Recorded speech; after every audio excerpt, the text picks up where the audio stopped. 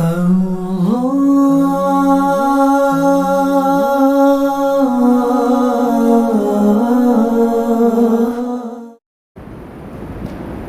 لاہور کی خوشبختی ہے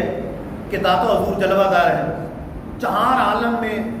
جن کے فیض بٹ رہے ہیں، اولیاء اللہ آتے ہیں فیض حاصل کرتے ہیں، ناقص آتے ہیں وہ بھی اپنی مرادیں پوری کرتے ہیں، رب تعالیٰ ان کو عطا فرماتا ہے، ان کے صدقے میں عطا فرماتا ہے گنج بخش فیض عالم مظہر نور خدا ناقصانہ پیر کامل کاملارا رہنما، یعنی گنج بخش کا مطلب ہوتا ہے خزانے عطا کرنے والے، گنج بخش کا مطلب کیا ہے؟ خزانے عطا کرنے والے، گنج بخش فیض عالم مظہر نور خدا، پورے عالم کو فیض لٹا رہے ہیں، اور ان کا فیض جو ہے مظہر نور خدا، نور خدا کا مظہر ہے ان کا فیض، یہ عطا فرماتے۔ اچھا ناقص آتے ہیں دنیا کی باتیں مانگتے ہیں، وہ بھی مرادیں جولیاں مرادوں سے بھر کے جاتے ہیں، اور کوئی کامل آ جائے کوئی خواجہ غریب نواز آ جائے ان کو بھی اتنا فیض عطا فرماتے ہیں کہ بولنے میں مجبور ہو جاتے ہیں ناقصارا پیر کامل کاملارا رہنما، کہ ناقص آ جائے ان کو بھی عطا فرماتے ہیں، کوئی کامل آ جائے ان کی بھی رہنمائی فرماتے ہیں، مزید درجات عطا فرماتے ہیں، درجات ان کے طے کرواتے ہیں، ان کو مزید رب کے قریب کرتے ہیں، رب کا قرب عطا فرماتے ہیں۔ تو یہ شعر کسی عام بندے کا شعر نہیں ہے، ایک ولی کامل کا شعر، ایک اللہ کے ولی کا شعر جو دیکھ رہے ہیں کہ 40 دن یہاں پر ٹھہرے، ایک قول کے مطابق 50 دن یہاں پر ٹھہرے، اور یہاں پر ٹھہر کر خواجہ غریب نواز رحمۃ اللہ علیہ تو داتا حضور نے کیا کچھ عطا فرمایا،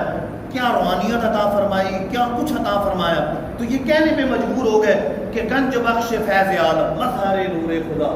ناقصارا پیر کامل کاملارا رہنما۔ داتا حضور رحمۃ اللہ تعالی نے 400 ہجری میں آپ کی ولادت، 400 ہجری میں آپ کی ولادت، اب 400 ہجری کا اندازہ لگائیں تو اب 1444 ہو چکی، تو آپ کی ولادت سے دیکھیں تو 1000 سال سے زیادہ ہو گئے، اور وصال آپ کا 456 یا 465 ہجری، دو قول، یعنی آپ کی عمر مبارک 65 سال ہے یا 56 سال، 465 یا 456 دو قول، تو 65 سال آپ کی عمر ہوئی، اس اعتبار سے دیکھا جائے تو تقریباً 1000 سال سے تھوڑا سا کم عرصہ بنتا ہے داتا حضور کو دنیا سے تشریف پر لے جانے میں، تو اتنا 1000 سال پہلے، لیکن آج تک ان کی دلوں میں محبت باقی ہے۔ وجہ یہ ہے کہ انہوں نے رب کی محبت کو اپنے دل میں جگہ، انہوں نے رب کی عبادت کی، تو رب تعالیٰ نے ان کو عام سب کی زبانوں پر ان کی ولایت کے چرچے جاری فرما دی، ان کی تعریفوں جاری فرما دی، ان کے چرچے ہو رہے ہیں، لوگ ان کو اصحال ثواب کر رہے ہیں، ان کے لیے دعائیں کر رہے ہیں، ان کے لیے فاتحہ پڑھ رہے ہیں، ان کو اصحال ثواب کر رہے ہیں۔ رب عز و جل قرآن پاک میں یہ فرماتا ہے کونوا مع الصادقین، سچوں کے ساتھ ہو، جو سچے ہیں ان کے ساتھ ہو۔ اچھا ہم دعا کرتے ہیں اللہ میں ان کا راستہ دکھا جن پر تو نے انعام کیا، جن پر تو نے انعام کیا، اور جن پر انعام کیا ہے وہ کون ہے؟ من النبیین والصدیقین والشہداء والصالحین، نبی ہیں، صدیقین ہیں، شہداء ہیں اور صالحین ہیں، اللہ کے اولیاء۔ ہم دعا کرتے ہیں، ہر نماز میں دعا کرتے ہیں اہدنا الصراط المستقیم، اے اللہ میں سیدھا راستہ دکھا، کن کا راستہ؟ جن پر تو نے انعام کیا، جن پر تو نے انعام کیا میں ان کا راستہ دکھا، ان کا راستہ دکھا۔ اور انعامی یافتہ کون ہے؟ اولیاء اللہ ہیں، نبی ہیں، شہداء ہیں، صدیقین ہیں اور اولیاء اللہ، اللہ کے نیک بندے، ان کا راستہ دکھا۔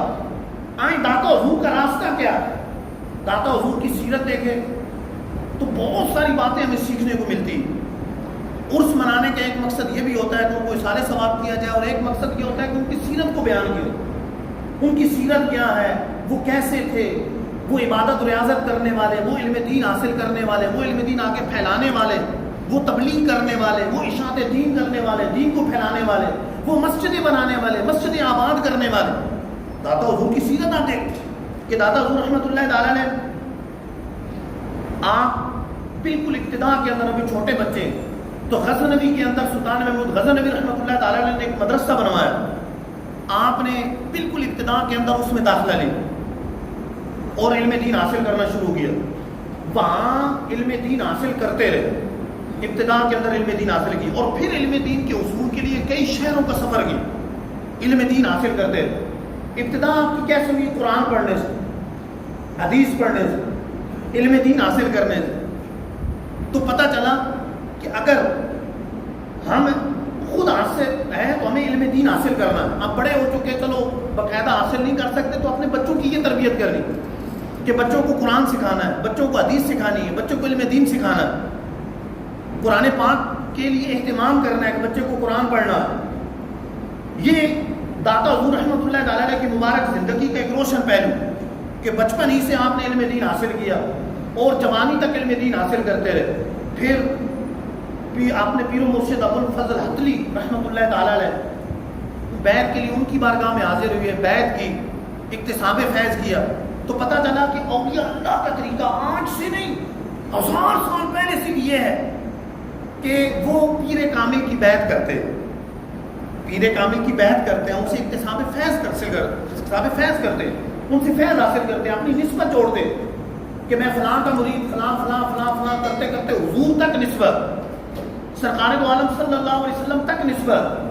تو یوں نسبت کی برکتیں بھی حاصل کرتے ہیں اور اکتساب فیض بھی کرتے ہیں. یہی غوث پاک کا طریقہ، یہی داتا حضور کا طریقہ، یہی دیگر اولیاء اللہ کا طریقہ. آپ اولیاء اللہ کی سیرت دیکھیں، کسی نہ کسی ولی سے نسبت بیعت لیتے اور بیعت کر کے ان سے برکتیں حاصل کرتے. اور یہ بیعت صرف اولیاء کا طریقہ نہیں ہے، صحابہ کا طریقہ ہے. صحابہ کا صرف صحابہ کا نہیں بلکہ سرکار علیہ السلام خود بیعت لیتے. ایک بیعت اسلام ہے، وہ تو جو بھی مسلمان ہوتا حضور کے ہاتھ پہ بیعت کرتا.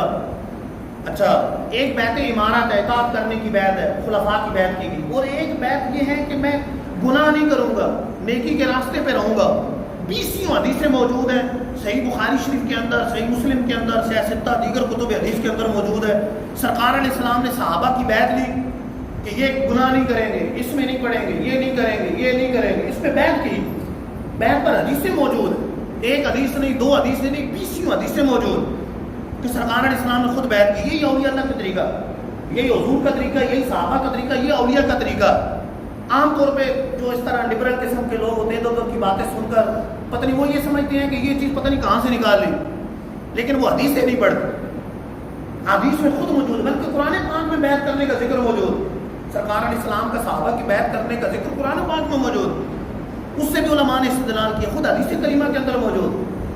پھر یہ بھی دیکھیں کہ داتا حضور رحمۃ اللہ تعالیٰ نے حنفی، پکے حنفی، کٹر حنفی، امام اعظم ابو حنیفہ رحمۃ اللہ تعالیٰ کے پیروکار، ان سے انتہائی محبت کرنے والے